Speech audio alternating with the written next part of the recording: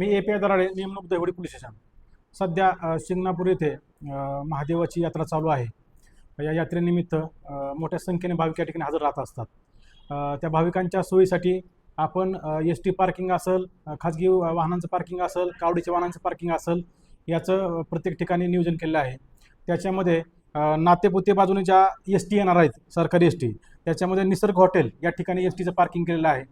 ज्यांना नातेपुते बाजूला एस.टीने जायचं असेल त्यांनी नातेपुते रोडला एक निसर्ग हॉटेल आहे, त्याच्या पुढे एक एस.टीचं पार्किंग तयार केलेलं आहे. त्या ठिकाणी भाविकांनी जायचं आहे आणि त्या ठिकाणी नातेपुते आणि पंढरपूर बाजूला जायचं आहे. त्यानंतर मार्डी, मसवड ह्या बाजूला जे भाविक जाणार आहेत त्यांच्यासाठी आपण मार्डी रोडला जगदाळे पेट्रोल पंप आहे, त्या ठिकाणी एस.टीचं पार्किंग केलेलं आहे. त्या ठिकाणी सर्व एस.टी ज्या आहेत त्या लागणार आहेत आणि त्या सर्व मार्डी बाजूने पुढं मसवड पंढरपूर त्या रोडने जाणार आहेत. त्यानंतर परत दहिवडी रोडला बंदुके यांचं पार्किंग आहे. दहिवडी रोडला दहिवडी असेल, सातारा असेल किंवा दहिवडी मसवड असेल, दहिवडी वडूज असेल, त्या ठिकाणी ज्या भाविकांना एस.टीने जायचं असेल तर त्यांना बंदुके पार्किंग जे या ठिकाणी त्या सर्व एस.टी लागणार आहेत. जे मुख्य एस.टी स्टँड आहे शिंगणापूरमधलं ते मुख्य बाजारपेठेत असल्यामुळे आपण ते सध्या बंद केलं आहे. आता तुम्हाला जे 3 एस.टी स्टँड सांगितलेले आहेत, नातेपुते रोडचं, मार्डी रोडचं आणि दहिवडी रोडचं, या ठिकाणी त्या रोडला जाणाऱ्या एस.टी लागणार आहेत. भाविकांनी त्या ठिकाणी संपर्क साधून त्या ठिकाणी त्या सेवेचा लाभ घ्यायचा आहे. त्यानंतर जे आपण खाजगी वाहनांचं पार्किंग आणि कावडच्या ज्या वाहनं आहेत त्यांचं जे पार्किंग आहे त्याचे नियोजन केलं आहे. त्याच्यामध्ये ज्यांना आपण पास वाटप केलं आहे ते पास वाटप केलेली वाहनं आपण मुख्य कमानीतून आतमध्ये बनामध्ये सोडणार आहोत. आणि ज्यांना पास नसताना आहे, मागच्या वर्षी ज्यांना पास नव्हते त्यांचं पार्किंग आपण शिंगणापूरच्या बाहेरच आपण पार्किंग केलेलं होतं. आता ग्रामपंचायतने जो आपण जुना टँकर रोड होता त्या टँकर रोडपासून पुढे एक हायस्कूल आहे, हायस्कूलपासून पुढे एक नवीन टेकडीवरती पार्किंग केलं आहे आणि घोरपडे तळ म्हणून एक पार्किंग केलेलं आहे. ते मंदिरापासून एकदम जवळ आहे. मागच्या वर्षी जे आपण दूर आपण पार्किंग केलं होतं, मागच्या वर्षी जरा भाविकांची थोडीशी गैरसोय झाली होती, परंतु यावर्षी ग्रामपंचायत नवीन रोड बनवून आपल्या मंदिराच्या जवळच जो जुना टँकर मार्ग होता त्या टँकर मार्गावरूनच आपल्याला त्या डोंगराच्या पायथ्याने आपला रस्ता बनवलेला आहे. त्या ठिकाणी टेकडीवरती सुद्धा भरपूर वाहनं लागू शकतात.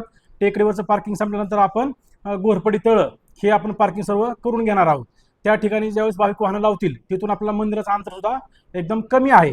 आणि जेवढे पार्किंग आपण केलेले आहेत प्रत्येक पार्किंगला आपण त्या ठिकाणी फ्लेक्स लावलेले आहेत. एस.टी पार्किंग असेल, तुमचं खाजगी वाहनांचं पार्किंग असेल, कावडीच्या वाहनांचं पार्किंग असेल, या ठिकाणी सर्व फ्लेक्स लावलेले आहेत जेणेकरून भाविकांना ते आपल्याला त्या ठिकाणी जाणं योग्य होईल किंवा सोपं होईल.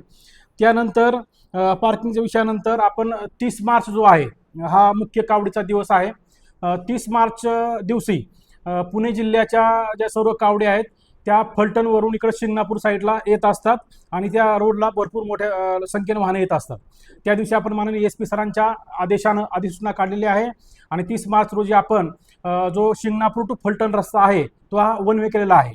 म्हणजे 30 तारखेला सकाळी 6 पासून ज्या भाविकांना शिंगणापूर येथून पुण्याला जायचं असेल, सातारा जायचं असेल किंवा ह्या साईडला पंढरपूरला फलटण मार्गे जर कोणाला इकडं बारामतीला जायचं असेल तर त्यासाठी शिंगणापूर ते फलटण हा रस्ता बंद केलेला आहे, वन वे आहे. त्यांना जायचं असेल त्यांनी शिंगणापूरमधून इथून शिंगणापूरला फलटण जाताना शिंगणापूरवरून दहिवडी ते फलटण ह्या रस्त्याचा उपयोग करायचा आहे. किंवा मध्ये एक थादाळे म्हणून एक गाव आहे, तिथूनही मधून एक रस्ता आहे.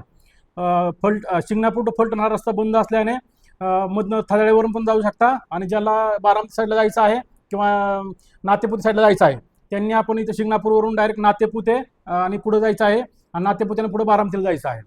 सर्वात महत्त्वाचा विषय काय आहे, 30 मार्चला शिंगणापूर ते फलटण हा रस्ता शिंगणापूरकडून फलटणकडे जाणाऱ्या वाहनासाठी पूर्णपणे बंद असणार आहे.